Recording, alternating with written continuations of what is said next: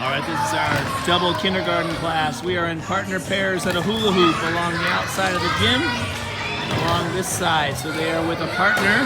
They're taking turns sharing their bowling ball and rolling it out towards the center of the gym where we've got a bunch of different bowling pins set up on some spots.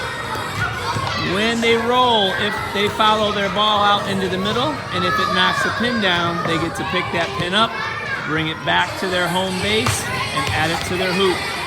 Then they'll take turns and give their partner the ball, and their partner will take a turn. Partner will get a chance to shoot.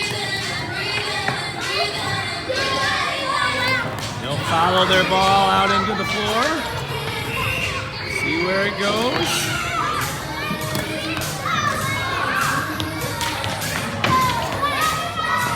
They're getting a lot of practice rolling that ball. Seeing if it knocks a pin down. Close.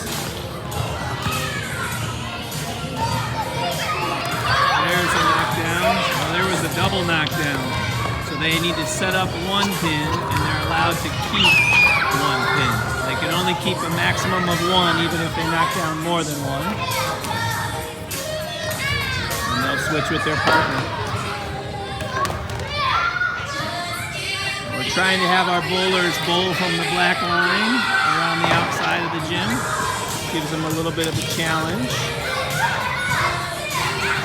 And we've got a class size of 50 kids right here.